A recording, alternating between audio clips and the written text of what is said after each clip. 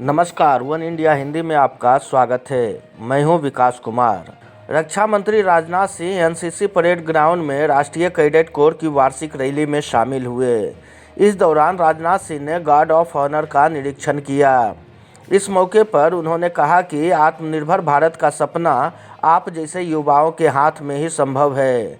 उन्होंने कहा कि देशभक्ति की भावना जगाने के लिए एनसीसी शुरू से ही प्रयासरत है।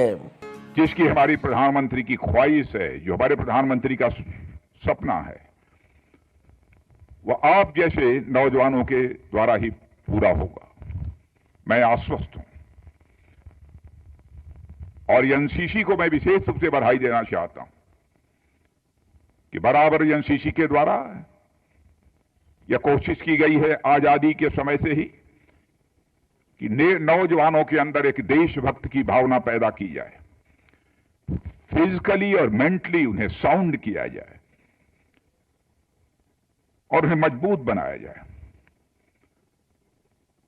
और सचमुच मेरी ख्वाहिश है कि आपका भविष्य सुनहरा हो और आपके अंदर एक ऐसा जज्बा पैदा हो ताकि आप देश के भविष्य को भी एक सुनहरा भविष्य बना सकें, एक नए भारत और श्रेष्ठ भारत का आप निर्माण कर सकें। वहीं रक्षा मंत्री ने कहा कि अपने पद का कार्यभार संभालते ही मैंने सबसे पहले जो महत्वपूर्ण फैसले किए उसमें एक निर्णय ये था कि एनसीसी में विभिन्न श्रेणियों में दिए जाने वाले कुल 143 पुरस्कार संख्या बढ़ाकर 243 की जाए और पदकों और सराहना में मिलने वाली राशि को भी बढ़ाया जाए, जो कि अब कर दिया गया है।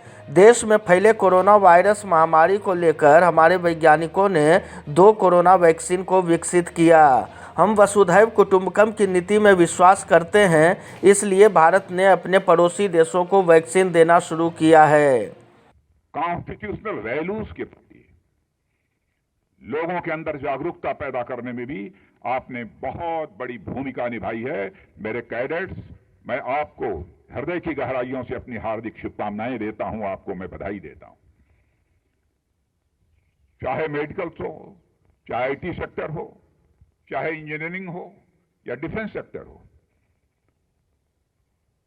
आप जैसे नौजवान इन सभी क्षेत्रों में बहुत ही महत्वपूर्ण, बहुत ही उल्लेखनीय भूमिका का निर्वाह कर रहे हैं।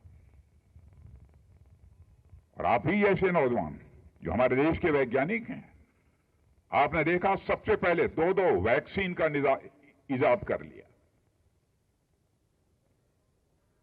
और जैसा मैंने कहा ना कि हम पूरे विश्व को अपना परिवार मानते हैं, the whole world is family for अस।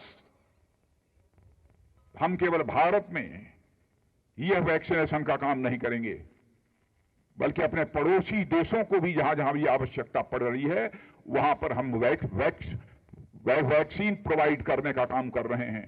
जरूरत पड़ी तो दुनिया के अन्य देशों को भी हम वैक्सीन प्रोवाइड करेंगे। वार के दौरान भी जब भी युद्ध हुआ है, हमारे एनसीसी कैडेट्स की बहुत ही महत्वपूर्ण भूमिका रही है। सेकंड लाइन ऑफ डिफेंस के रूप में आपने अपना रोल प्ले किया है। इसके लिए भी मैं आपकी सराहना करना चाहता हूं। मैंने प्रत्यक्ष अपनी आंखों से देखा है कि रेस्क्यू ऑपरेशन के दौरान आपने आर्म फोर्सेस की मदद की है। ऐसे ही आपको सेकंड लाइन ऑफ डिफेंस नहीं कहा जाता। वहीं राजनाथ सिंह ने बताया कि इससे पहले 28% महिला कैडेट एनसीसी में थी, जो बढ़कर अब 43% हो गया है और ये भारत का महिला सशक्तिकरण है। सरकार ने एनसीसी कैडेट्स को रोजगार में तरजीह देने का भी फैसला किया है। रक्षा मंत्री ने कहा कि पीएम नरेंद्र मोदी एनसीसी के विस्तार करने का फैसला किए हैं। अब तटीय इलाकों और सीमाओं पर भी इन कैडेट्स का प्रशिक्षण होना चाहिए। हमने 1100 से ज़्यादा स्कूल की पहचान की है जो एनसीसी को ट्रेनिंग देंगे। हमारे प्रधानमंत्री जी ने भी यह फैसला किया है कि एनसीसी का एक्सपेंशन होना चाहिए, विस्तार होना चाहिए